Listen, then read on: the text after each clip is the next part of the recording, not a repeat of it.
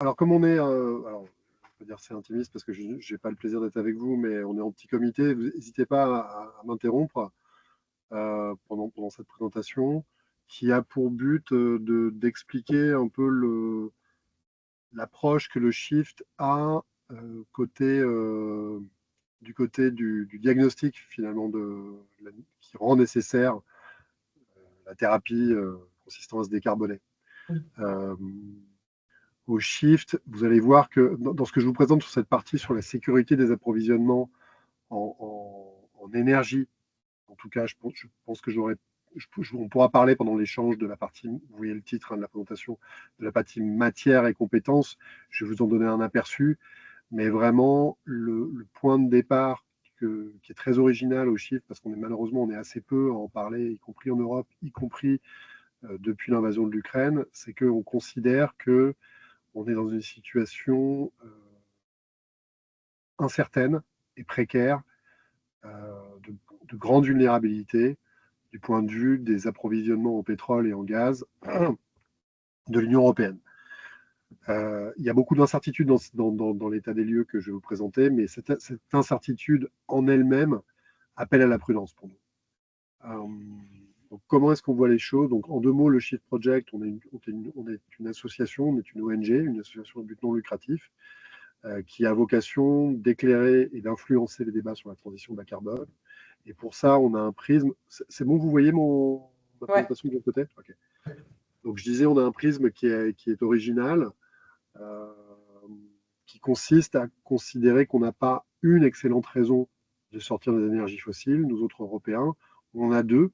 La première étant naturellement le climat, mais la seconde tient au caractère tarissable des ressources en énergie fossile qui aujourd'hui apportent, selon les pays, entre les 2 tiers et 80% de l'énergie qui est consommée au quotidien.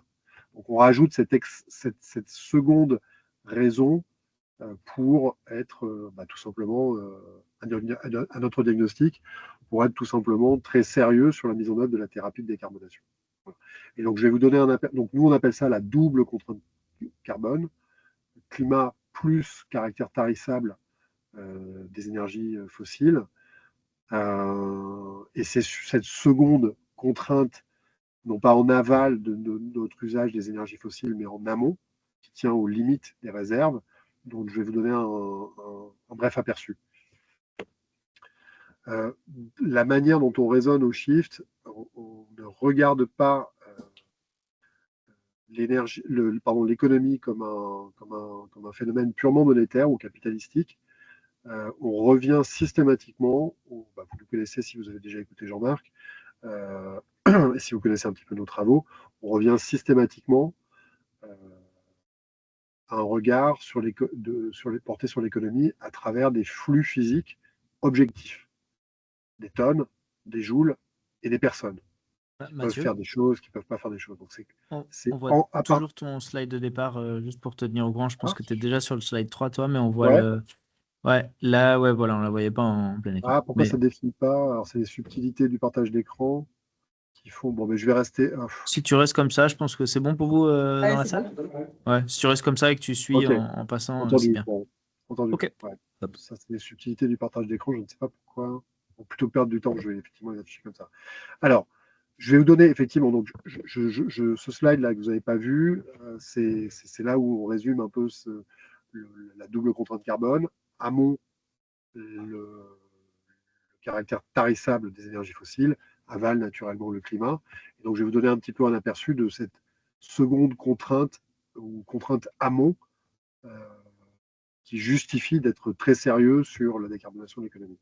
Alors, je vais vous parler d'abord du gaz naturel, puis du pétrole, en vous donnant à la fois des symptômes qui sont présents dans l'actualité, et puis derrière ces symptômes, l'analyse un petit peu qui est celle défendue par le Shift, une fois qu'on a relevé, nos symptômes. Alors, sur le gaz naturel, qu'est-ce qui se passe? Malheureusement, je ne peux pas vous faire des effets de manche parce que je ne peux pas animer mes slides. C'est pas grave. La situation de départ, pour nous, elle est la suivante. la production de gaz naturel de la mer du Nord est en déclin. C'est même la mer du Nord, que ce soit pour le gaz ou pour le pétrole, c'est la même chose, et même un cas d'école d'un tarissement inexorable de la production. Inexorable, c'est quelque chose qui a été anticipé dès les années 90. On a anticipé. Faut savoir que la production en mer du Nord est récente. Hein, c'est une conséquence du choc pétrolier. On a commencé à développer les plateformes de l'extraction d'hydrocarbures en mer du Nord dans les années 70. Et dès les années 80, on a anticipé le fait que les limites des réserves exploitables en mer du Nord induisaient nécessairement un passage par un maximum de la production et un déclin.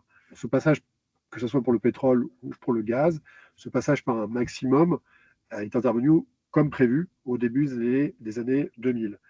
Nous, c'est quelque chose qu'on a en tête dès l'origine du Shift Project et qui nous a permis, dès l'invasion de la Crimée, de dire attention.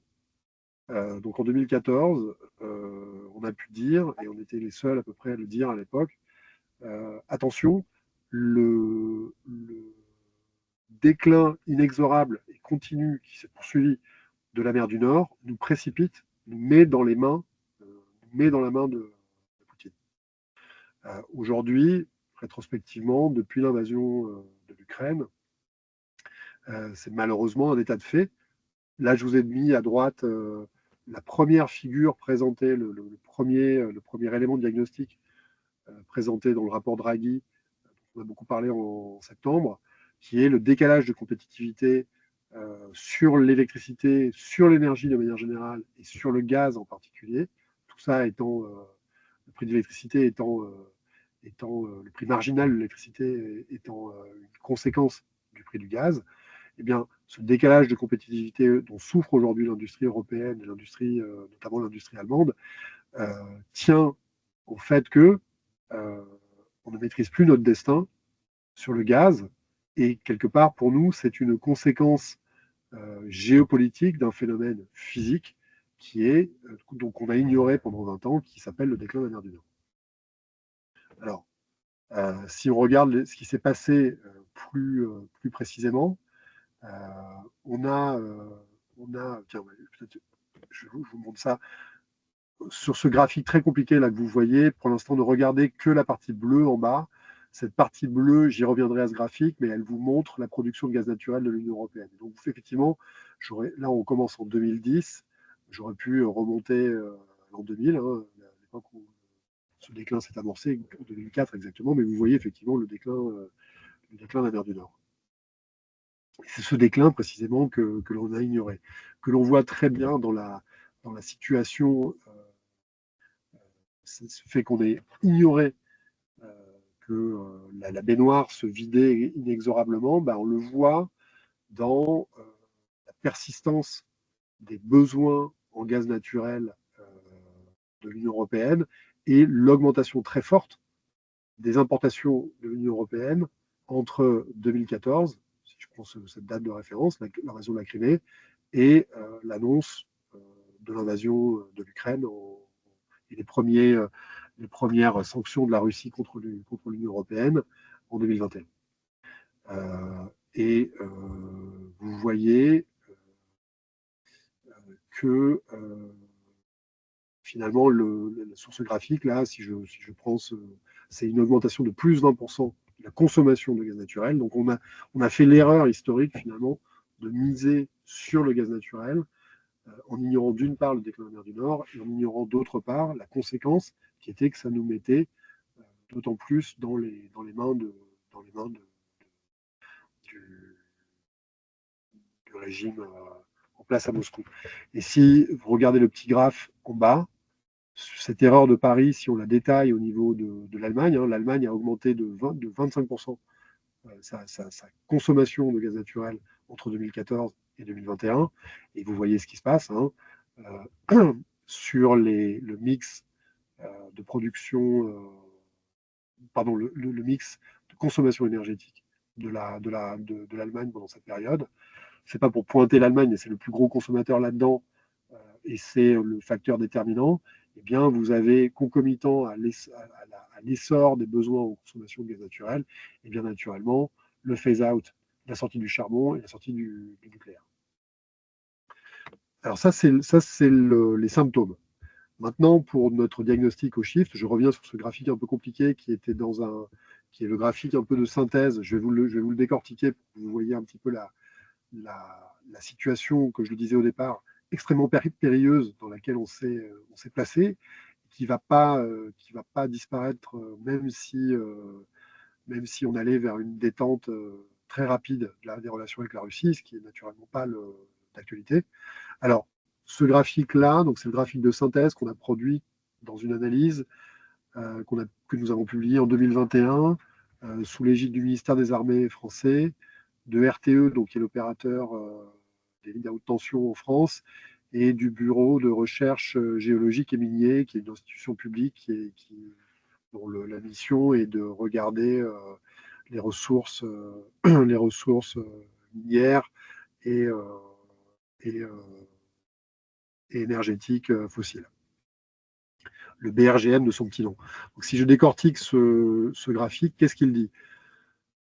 Je vais commencer. Alors, je vous ai mis, j'ai commencé par le bas en vous montrant le facteur de base qui est le déclin de la mer du Nord, le déclin de la production de gaz naturel au sein de l'Union européenne. Là, je vais recommencer, je vais le décortiquer plutôt par le haut.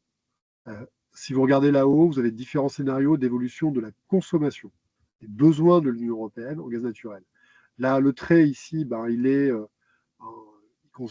correspond à une situation un scénario de statu quo des niveaux de consommation, en partant de la date de publication de notre étude, c'est-à-dire 2021.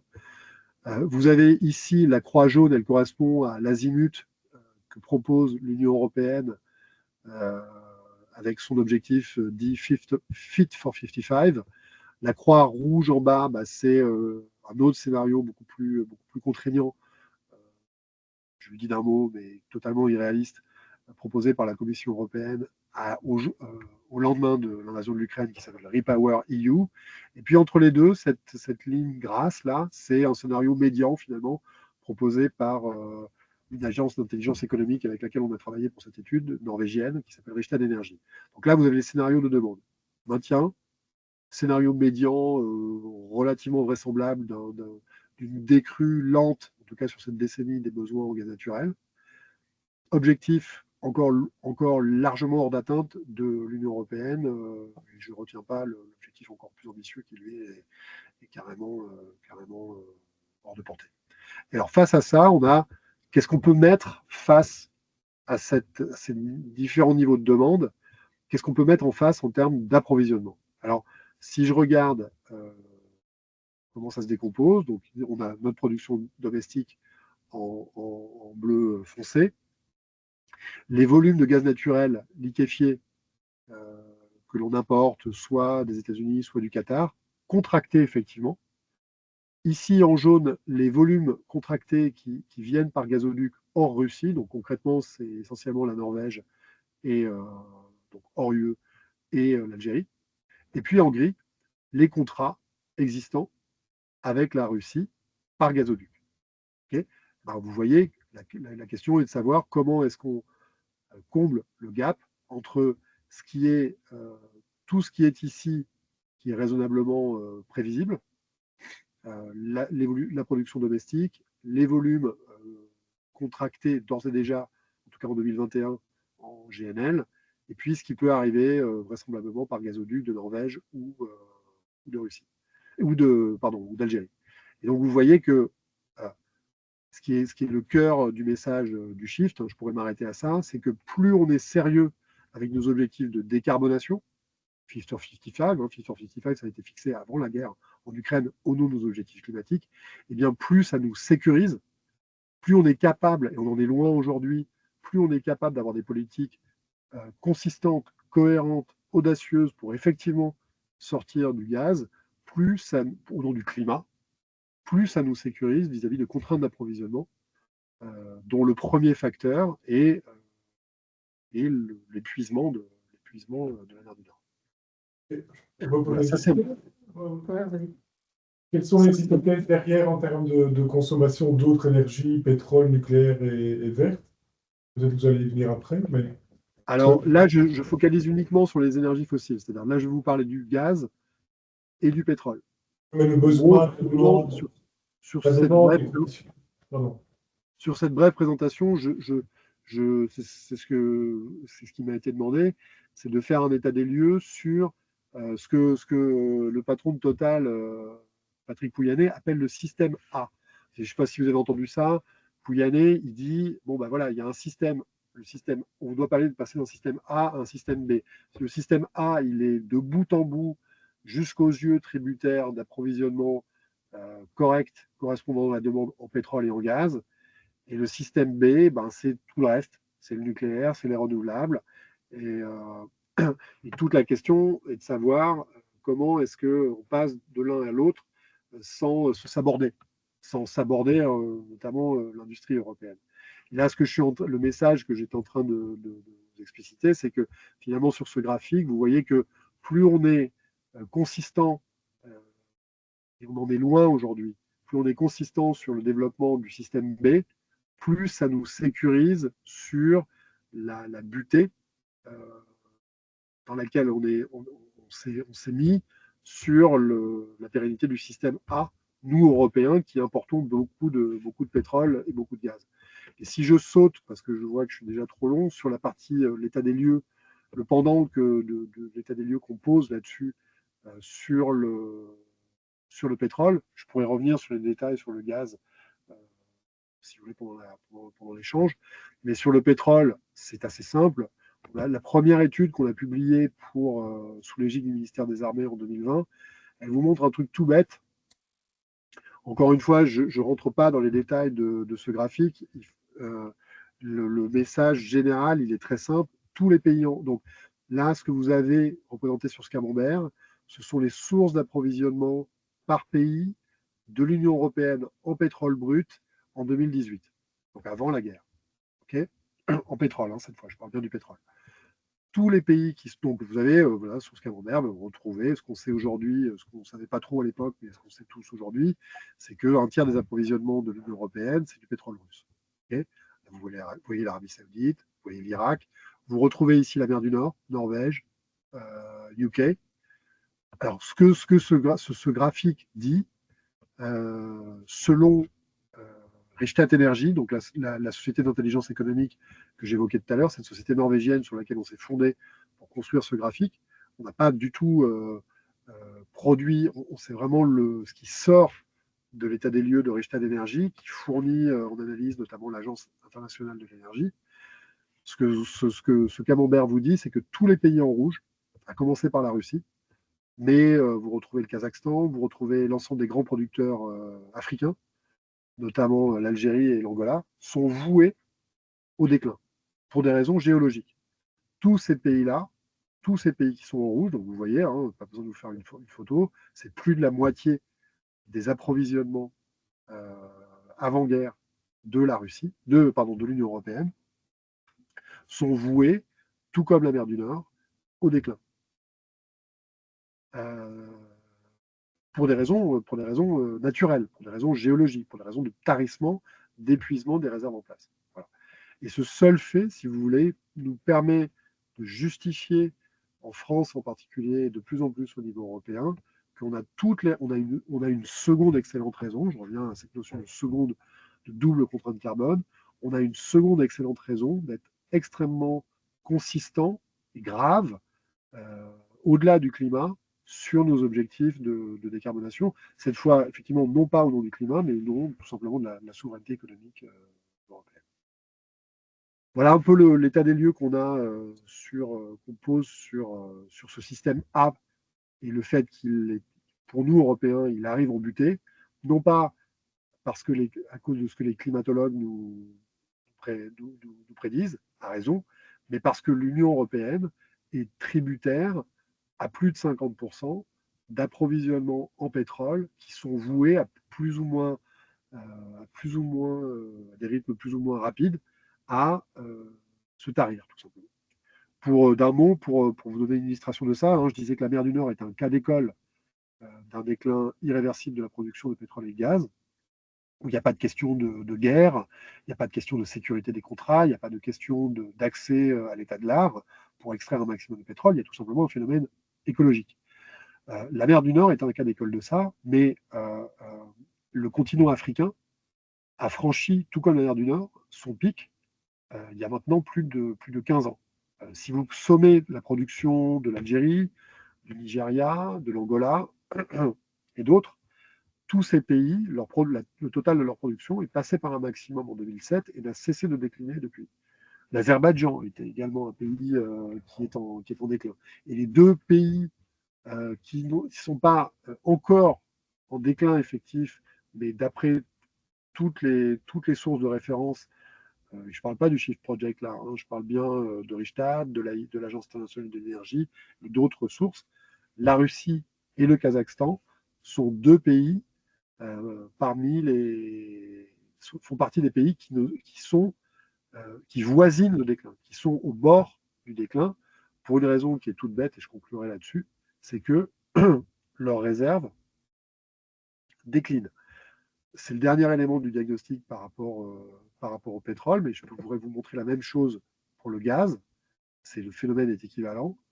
Vous avez sur ce graphique les barres en gris là vous montrent les volumes de découverte de gaz naturel, excusez-moi, les volumes de découverte de pétrole conventionnel, pétrole liquide classique, année par année, corrigés a posteriori de ce qu'on a effectivement découvert depuis les années 50. Donc vous voyez une tendance très nette, un déclin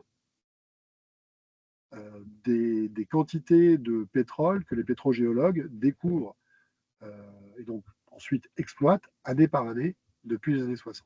Je vous invite à regarder ce qui se passe sur la dernière décennie, 2020, dans la décennie 2010, et ça s'est poursuivi depuis, on n'a jamais découvert aussi peu de pétrole.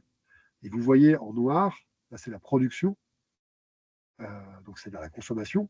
Donc ça veut dire que depuis les années 80, on vide le stock plus vite qu'on le remplit. On vide le stock plus vite, on vide l'entrepôt mondial de pétrole conventionnel plus vite qu'on ne le remplit. Et ce, malgré une augmentation historique des CAPEX, des capitaux investis dans le développement de la production. Là, vous avez l'évolution des CAPEX, là en noir, de l'ensemble de l'industrie pétrole et gaz. Et vous voyez qu'au cours de la décennie 2010, eh bien, les montants qui ont été investis dans le développement de la production n'ont jamais été aussi importants.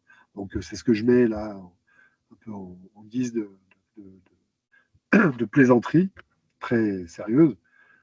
On n'a jamais mis autant d'engrais pour une récolte qui n'a jamais été aussi mauvaise, pour le pétrole conventionnel.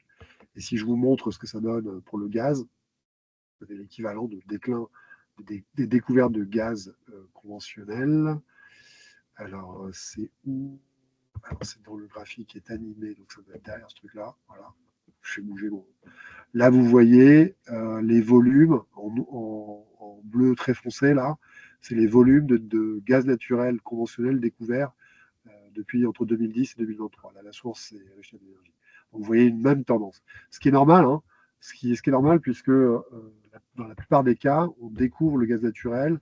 Le gaz naturel est le petit frère, en quelque sorte, du pétrole, et on les découvre, c'est le cas dans la mer du Nord, dans le même type de formation géologique.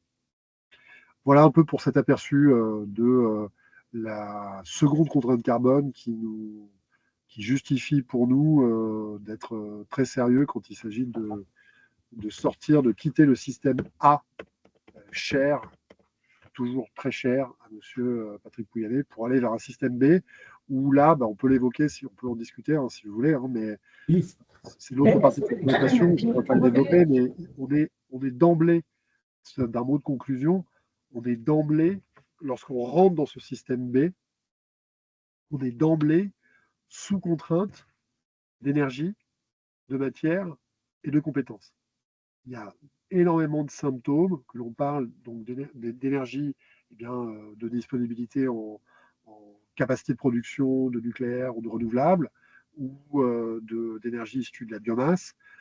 Matière, on le voit sur le cuivre en particulier, où il y a des contraintes qui semblent très claires sur la capacité à s'approvisionner correctement dans ce métal qui est essentiel pour la décarbonation, et de compétences, énergie, matière, compétences.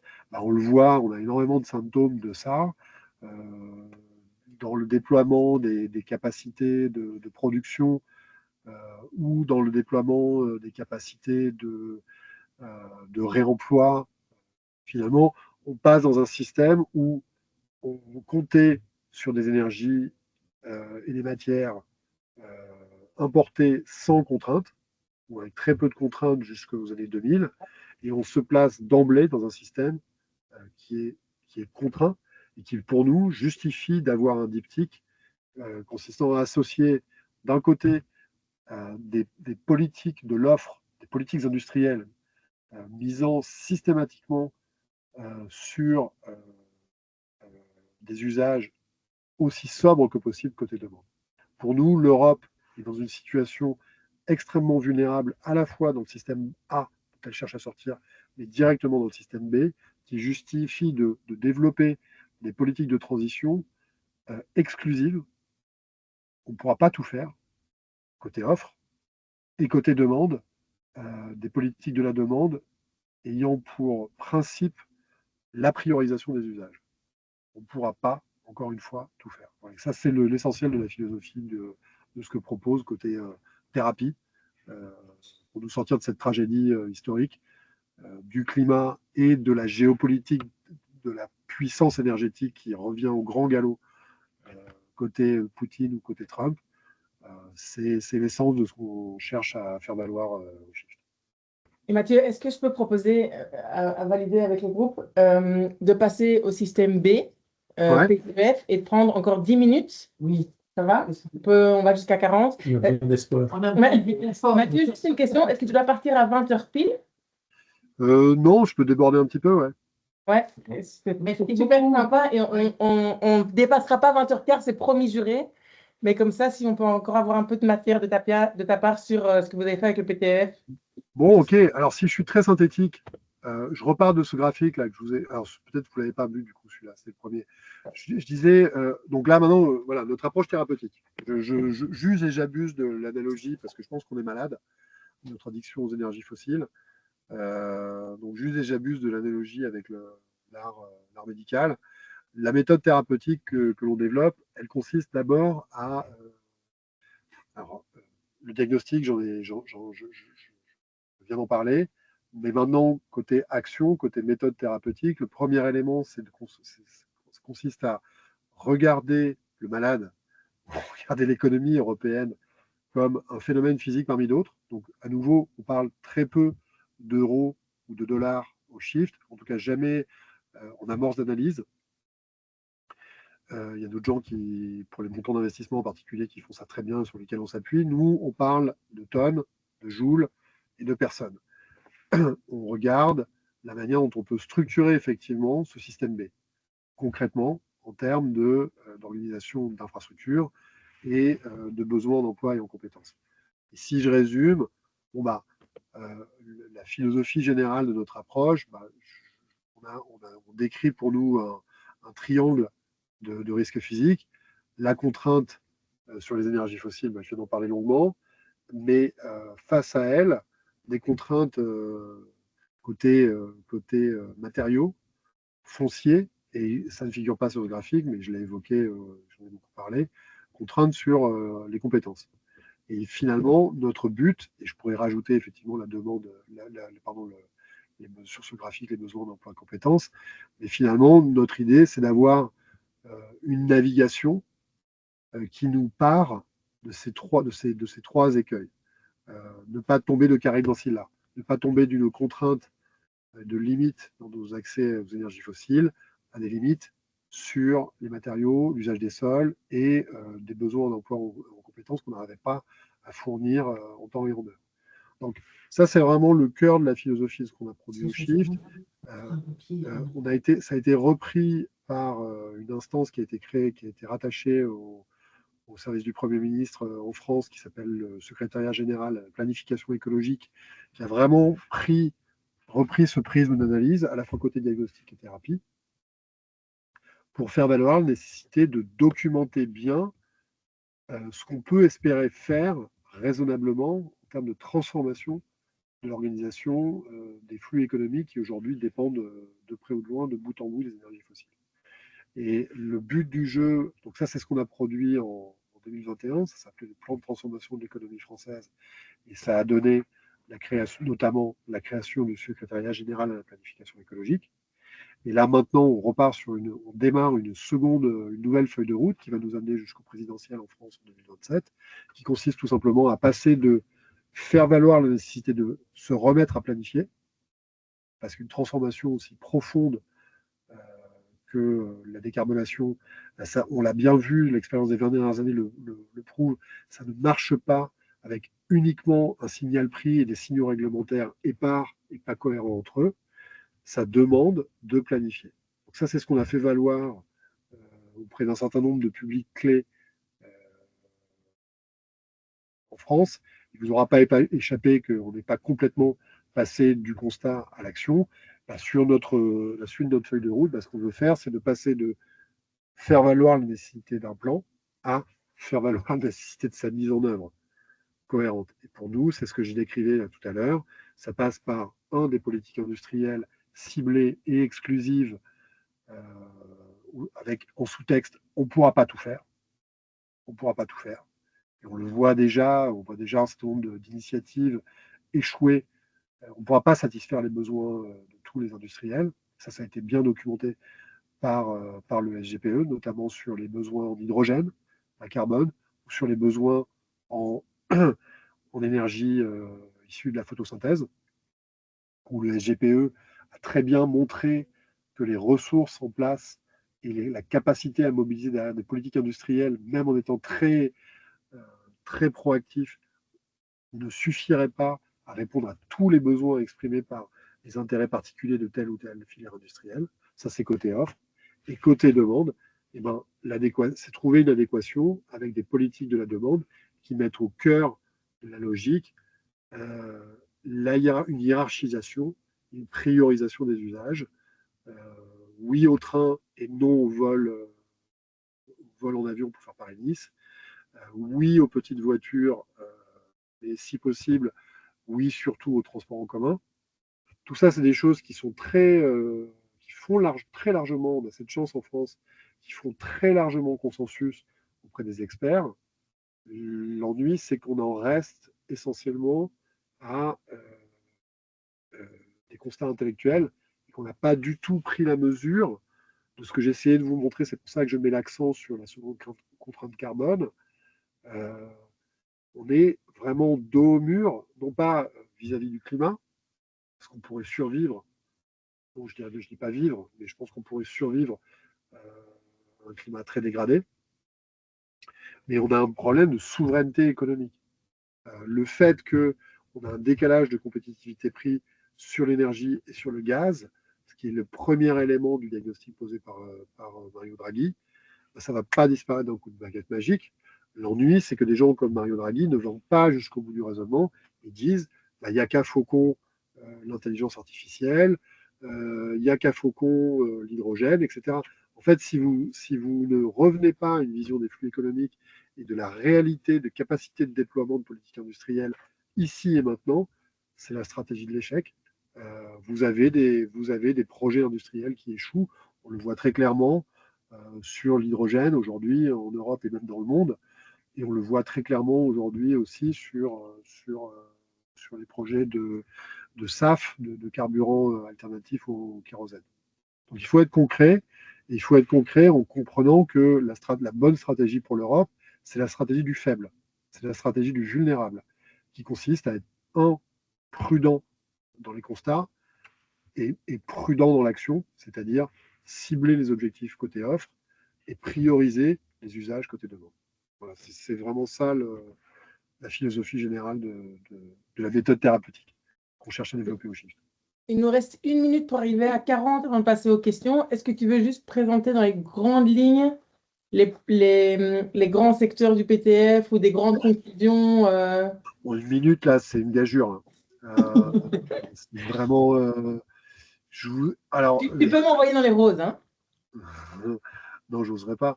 Mais comment arriver à vous vraiment synthétiser ça? Je regarde ce que j'ai au magasin.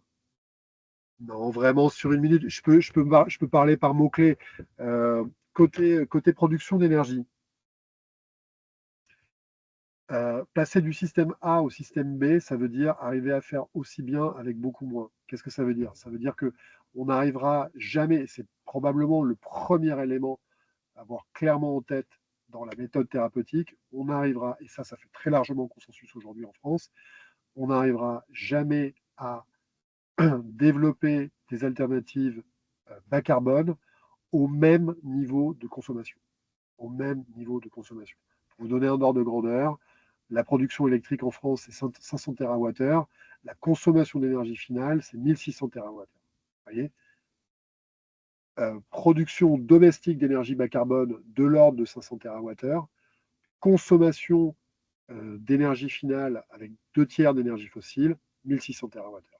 Comment est-ce qu'on fait pour faire flotter une économie souveraine en passant de 1600 à, alors peut-être pas 500 si on est très bon, on arrivera peut-être à 600, 700 TWh de capacité de production d'énergie bas carbone, mais on n'arrivera jamais à 1600. C'est une vue de l'esprit de le penser, et c'est quelque chose qui, notamment par RTE, par l'opérateur des lignes à haute tension, dans un constat très œcuménique auquel on a participé, c'est quelque chose qui a été balayé. Donc ça veut dire que les politiques de transition, elles sont côté production d'énergie, elles sont fondées sur 4 piliers: le nucléaire et le renouvelable. Le Shift défend les deux et RTE défend les deux, et là, finalement, la France aujourd'hui défend les deux. Développer autant qu'il est possible et raisonnable les capacités de production d'électricité bas carbone, d'énergie bas carbone avec comme piliers principaux les sources d'énergie renouvelables et le nucléaire. C'est les deux premiers piliers. Troisième pilier, l'efficacité énergétique. Ça, c'est, vous le savez, c'est l'intérêt du passage à des machines tournantes électriques, c'est qu'elles sont beaucoup plus efficaces que des moteurs thermiques. Donc là, il y a déjà un volant massif d'efficacité énergétique. Il y en a plein d'autres, naturellement, dans l'isolation des bâtiments, par exemple. Et puis, quatrième pilier, ce que nous, on appelle au Shift, et ce qu'on appelle de plus en plus en France, une sobriété systémique ou structurelle. C'est-à-dire, qu'est-ce que ça veut dire, sobriété? Et c'est le plus délicat d'un point de vue politique, et donc quelque part, puisque c'est le plus délicat et le plus fragile, ben c'est un peu la clé de voûte. Dans la marine, on dit qu'un maillon, une chaîne d'encre ne vaut que par son maillon le plus faible. Le plus difficile à vendre, si j'ose dire, c'est cette notion de sobriété. Qu'est-ce qu'on met derrière ça? Non pas la sobriété, non pas essentiellement, non pas fondamentalement la sobriété des individus, même si les plus aisés ont des choses à faire. Pour nous, la crise des Gilets jaunes a démontré qu'il y avait un malentendu massif là-dessus, et que demander aux gens qui n'ont pas grand-chose de serrer la ceinture, c'est une très mauvaise façon de commencer la conversation. Non, le gros l'essentiel de l'enjeu est de développer un système B, une économie bas carbone, aussi qui soit organisée, dont les organes vitaux, le transport, l'agriculture, l'industrie, soient organisés de façon à ce qu'elles soient aussi sobres que possible, aussi sobres qu'il est souhaitable et faisable en énergie et en matière. C'est pour ça qu'on défend les transports en commun, c'est évident. C'est pour ça qu'on défend les petites voitures individuelles, ce qu'on appelle les véhicules intermédiaires. Je prends cet exemple du transport parce que c'est le plus évident intellectuellement, même si on est très loin du compte. Et la démonstration qu'on a réussi à faire sur les transports, sur la mobilité quotidienne, mais qu'on pourrait pour lesquels on peut trouver des analogies, notamment sur l'habitat ou le bâtiment, c'est qu'il est parfaitement possible, à condition effectivement d'avoir des politiques industrielles et des politiques de la demande systématiques, cohérentes, il est très possible de proposer, de développer une capacité à se déplacer autrement que tout seul en voiture, y compris en très grande banlieue, y compris à la campagne. Et ça suppose d'avoir des démarches de politique industrielle, de politique d'aménagement, de politique de la demande cohérente et systématique. Donc, je vous Super, donne merci beaucoup, ce cas des transports parce qu'il est emblématique. Et finalement, si on parle d'agriculture, si on parle d'alimentation, si on parle du bâtiment, c'est des logiques analogiques à cette notion générale que nous, on appelle de plus en plus volontiers sobriété systémique. Avoir un système socio-économique aussi sobre que possible en énergie et en matière. Super. Merci beaucoup, Mathieu. On va... Pardon, François, c'est pas très super, mais si, c'est super. Merci pour la démonstration et la présentation. Je propose qu'on ouvre, si c'est OK, du coup, pour une demi-heure de questions, on va jusqu'à quart? Ouais. Ouais, merci beaucoup pour cette flexibilité.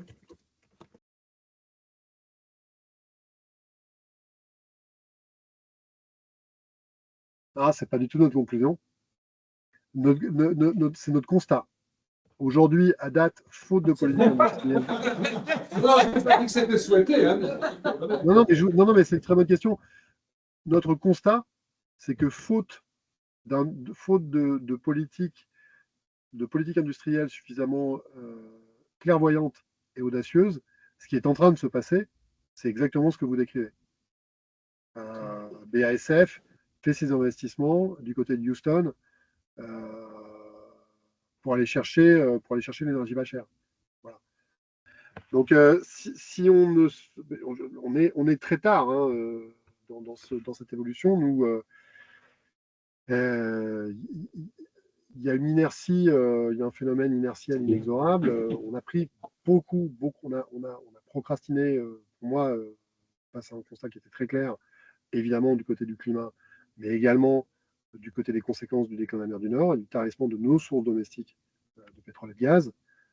Ayant procrastiné autant, je suis tout à fait d'accord avec vous. On est dans une situation, et c'est bien le point, extrêmement vulnérable, dans laquelle il faudra miser sur des capacités de production extrêmement contraintes.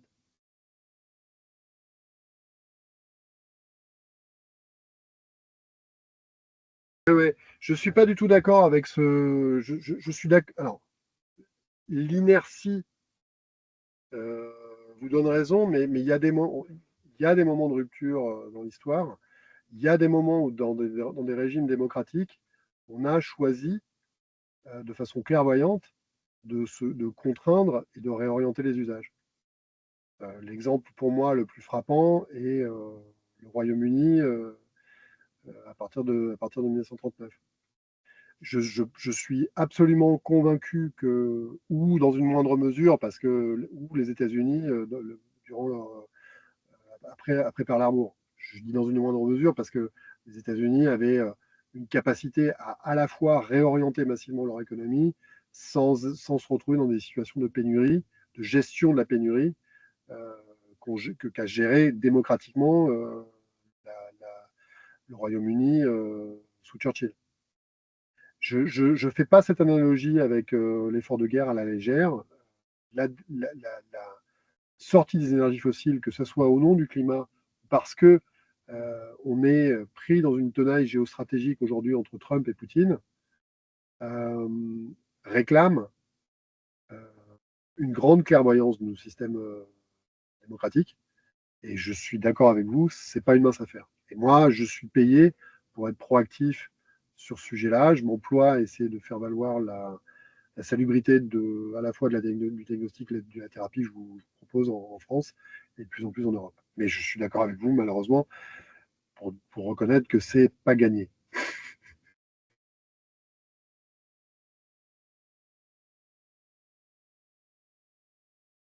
Pour moi, ça commence par. C'est là-dessus qu'on mise au shift, hein, et on a beaucoup d'alliés aujourd'hui en France. Beaucoup. En fait, que ce soit dans le monde politique, dans le monde syndical, même dans le monde du patronat. Il y a beaucoup de gens qui ont les yeux grands ouverts. Et pour nous, ça passe par une politique d'investissement cohérente. Je prenais l'exemple de la mobilité.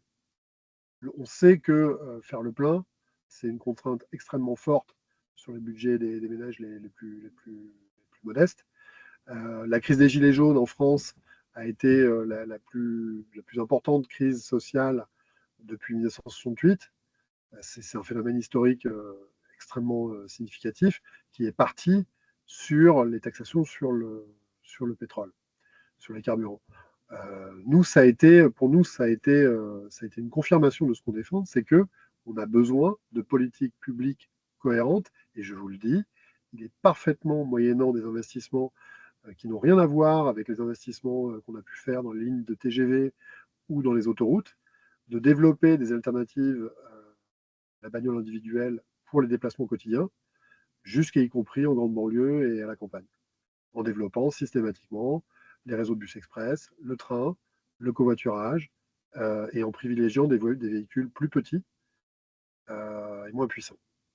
Une composition, et c'est ça qu'on travaille à documenter et à faire valoir, une composition intelligente d'une mobilité, voilà, ce que ça ne peut pas être. Ça ne peut pas être autre chose, la mobilité, dans un monde où, effectivement, de gré ou de force, on se passe de pétrole. Et simplement, il faut que, pour moi, il faut que en France, que la République ait la cohérence et l'audace d'investir dans une mobilité quotidienne bas carbone. Et c'est ce que je viens de vous décrire. Ça permettrait moyennant des investissements qui, encore une fois, n'ont rien à voir, sont beaucoup moins importants que l'argent qu'on a mis par le passé dans les grandes infrastructures de transport à longue distance, ça permettrait, moyennant donc des investissements relativement limités, de faire maigrir les budgets des ménages. Donc pour moi, c'est du gagnant-gagnant. Mais pour ça, c'est un virage à 180 degrés par rapport aux représentations qu'on vend constamment. Voilà, les constructeurs automobiles sont les premiers annonceurs à la télévision française, et je suppose que c'est le cas pour la RTBF et la plupart des grands mass médias dans les pays développés. C'est à la fois des politiques publiques cohérentes et une transformation des représentations.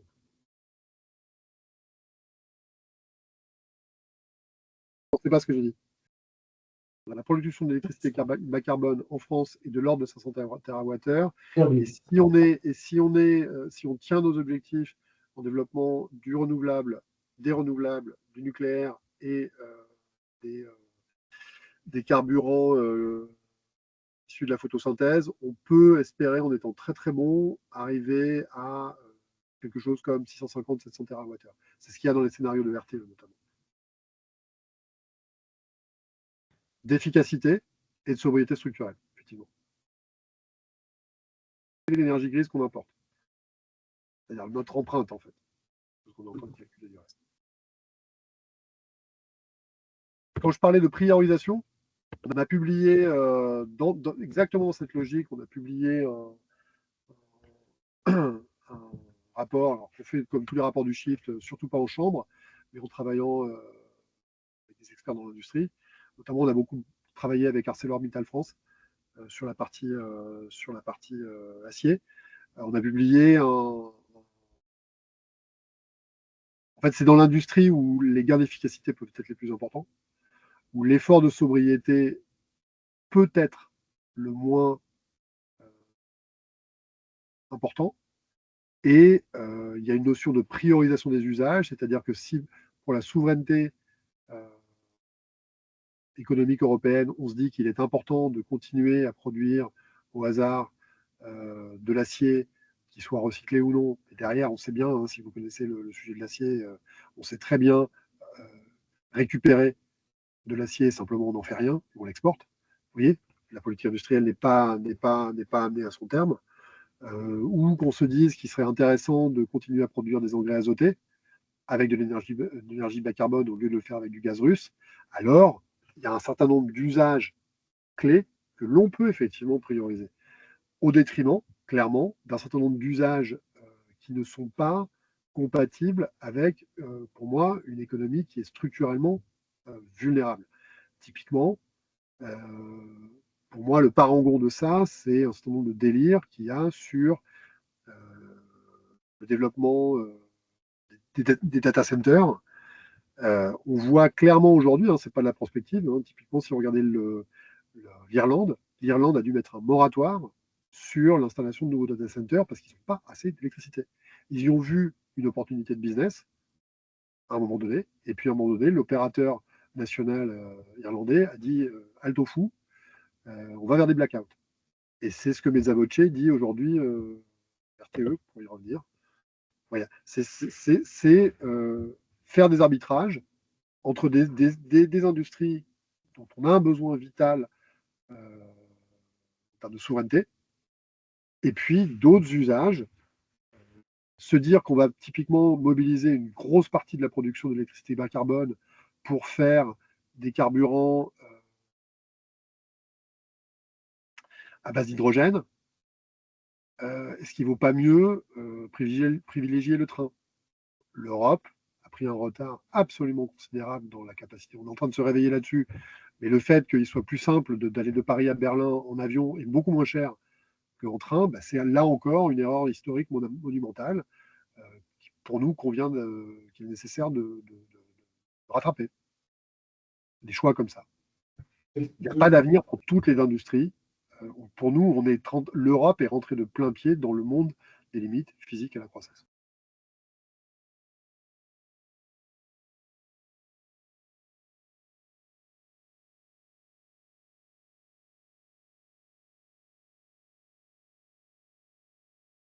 Je vous accorde que c'est une équation difficile et qu'elle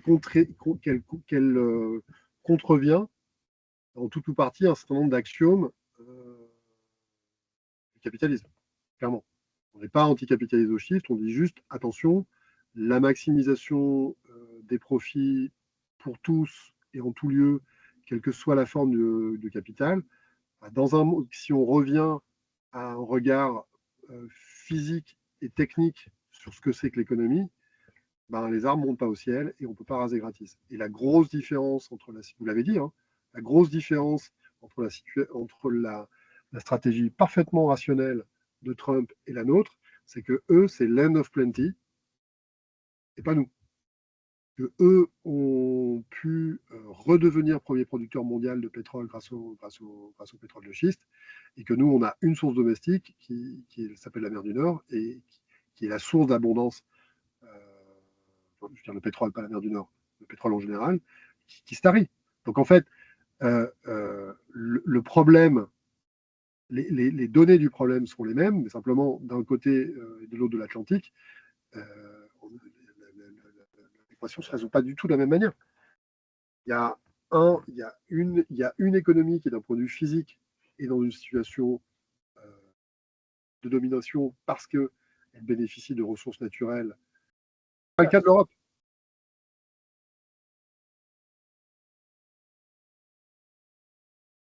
Oui, et puis en chemin, il lâche complètement le climat. Aussi, hein. Pour l'instant, en Europe, pas encore. Peut-être que ça va venir, malheureusement.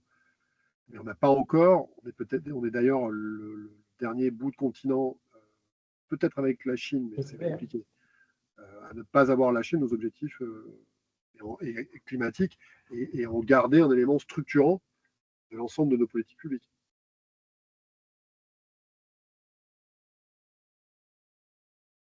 Il faut qu'on se réindustrialise sur les fonctions vitales de la société. Et pour moi, on arrive à un moment de vérité sur est-ce que oui ou non il existe des limites physiques à la croissance.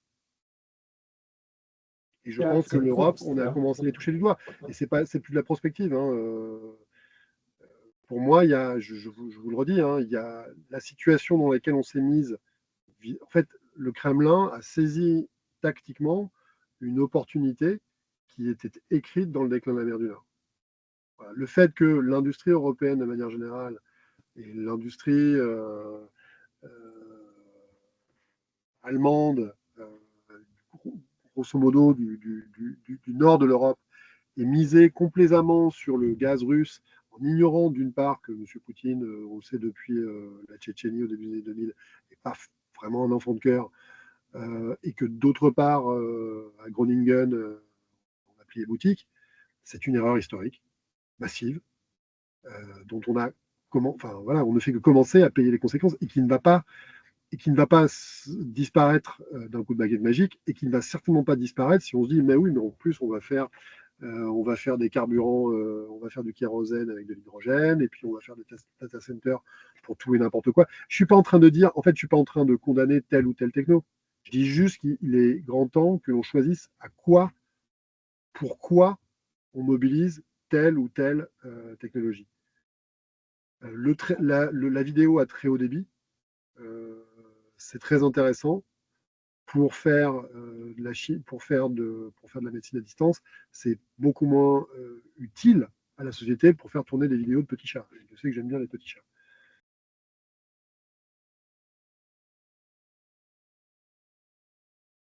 On démarre un projet sur la fast fashion, par exemple.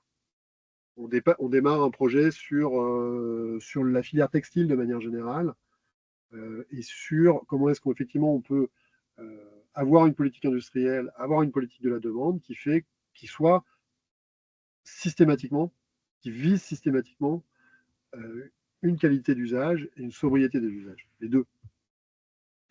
Et comment vous pouvez faire? Je ne sais pas, vous pouvez adhérer au Shift Project si vous voulez. Franchement, si ça vous intéresse, c'est pas très cher. Si vous voulez nous aider à avoir une chambre d'écho, aujourd'hui on a réussi à se payer un temps plein à Bruxelles. On a un réseau de shifters, vous le voyez grâce à Quentin qu'ils sont très actifs. Welcome si vous avez envie de discuter d'une adhésion au Shift Project, ça coûte pas cher. Et nous, ça nous donne beaucoup de capacité de documenter ce qu'on raconte, de le faire confronter et réfuter par des professionnels comme vous, de manière à proposer une voie historique un peu différente de celle qui est la pente de plus faible résistance qui nous précipite au fond du ravin. On le voit très clairement.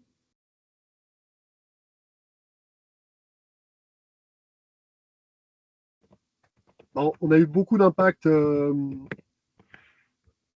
sur la logique, sur la manière dont sont abordés ces sujets. Je disais, il y a eu la création du secrétariat général de la planification écologique, qui revendique de puiser dans le plan de transformation de l'économie française.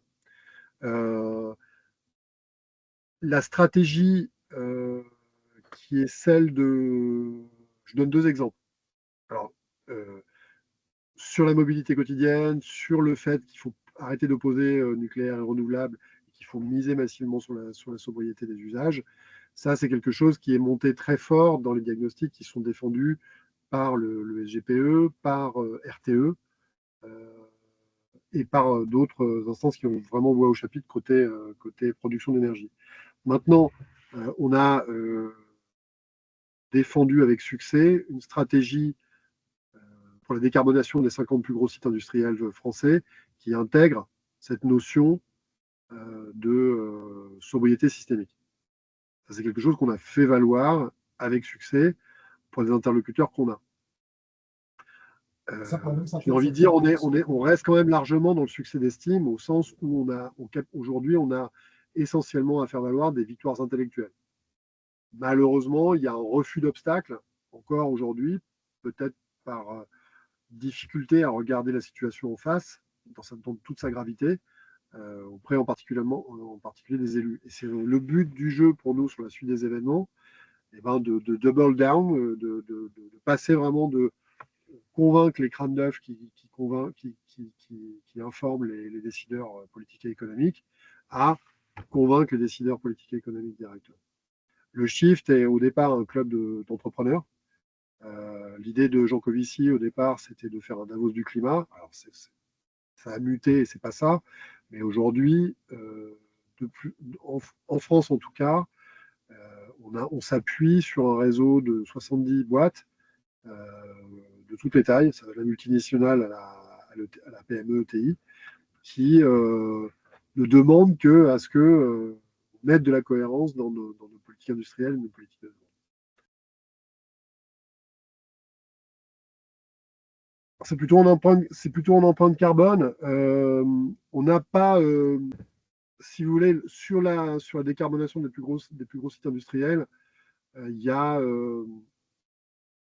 essentiellement des réponses qui sont techniques, que ce soit chez Arcelor, que ce soit chez les cimentiers. Il y a un certain nombre de réponses techniques. Nous, ce qu'on rajoute, et c'est là où pour l'instant on en est à une victoire essentiellement symbolique, c'est-à-dire qu'on n'a pas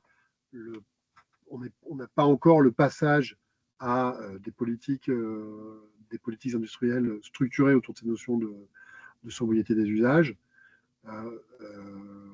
On est simplement au stade où c'est dans la tête à Bercy, au ministère de l'Industrie, au ministère de l'Énergie, de la transition énergétique, qui nous demandent conseil. Donc, je serais bien en peine de vous dire, d'autant que l'effet, il y a eu une réduction de 5% des émissions de gaz à effet de serre de la France pour les 2 dernières années. Le facteur principal, il est subi. Hein, c'est des réductions de production. Voilà. Et qui est dû au prix du gaz et au prix de l'électricité. Bah, toute la question, c'est de discriminer ce qui est de l'ordre de la pénurie, ou du rationnement plutôt, et de la sobriété. C'est la même chose. Au résultat, sur le bilan, c'est la même chose. Quand je vous disais que l'industrie a réduit ses émissions de l'ordre de 10% l'an dernier en France, mais c'est la même chose en Allemagne et ailleurs, c'est des réductions de production. C'est le choc prix. Okay, donc ça, c'est du rationnement. Nous, ce qu'on dit, c'est on préfère que ça soit degré plutôt que de force. Degré, parce que pas faire jeu égal avec des énergies décarbonées face aux énergies carbonées, mais ça se construit. Ça se construit. Je suis d'accord avec vous. Pour l'instant, on n'a pas commencé à construire effectivement ce qui est juste une réponse logique à une situation au fait que l'Europe est au bout de la branche du point de vue de son accès à l'énergie et à un certain nombre d'équipements et de matières vitaux. En fait, le rythme de décrue, si on veut tenir nos objectifs climatiques, le rythme de décrue c'est de l'ordre de 5 effectivement, 5 à 7% par an. On l'a fait pendant la période de Covid, mais c'était un trou d'air. C'est le cas de le dire, il n'y avait plus un avion qui volait, en particulier. L'idée, c'est que de passer d'une situation d'un choc subi à la mise en œuvre d'un plan de décarbonation choisi. Une réorganisation en profondeur des organes vitaux de la société de façon à ce qu'ils soient beaucoup plus sobres en énergie carbonée. Et ça suppose de tenir un rythme de décrue des émissions de 5% par an pendant une génération. Donc ça se construit.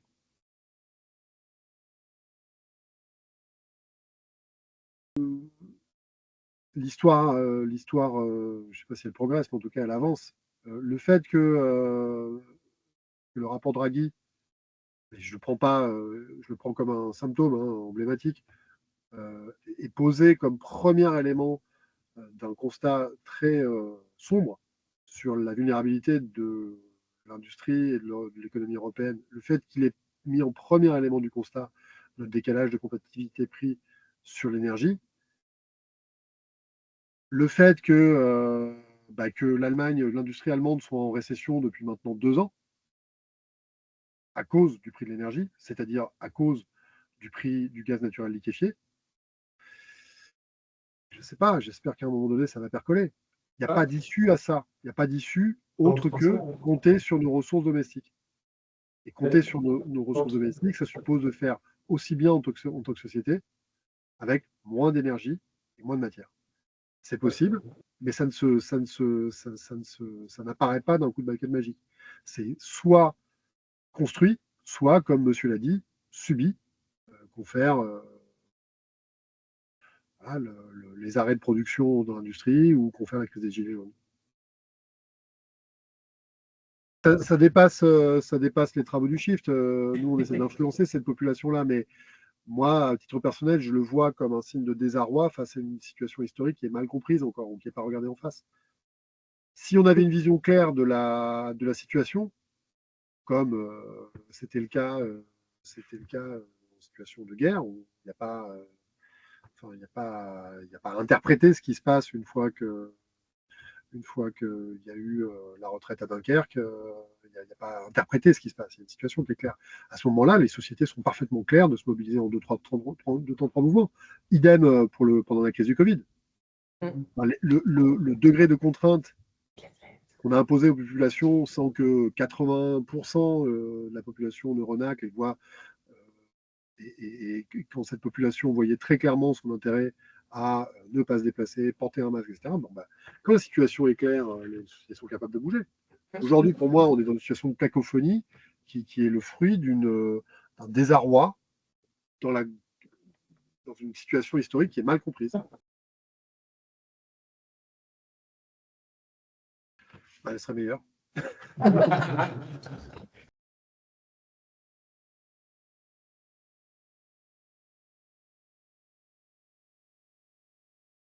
Le plus simple, c'est de lire le petit bouquin qu'on a publié aux éditions d'Île Jacob qui s'appelle Le plan de transformation de l'économie française. Voilà, je l'aperçois au fond, là. C'est une synthèse raisonnablement grand public de tout ce qu'on raconte.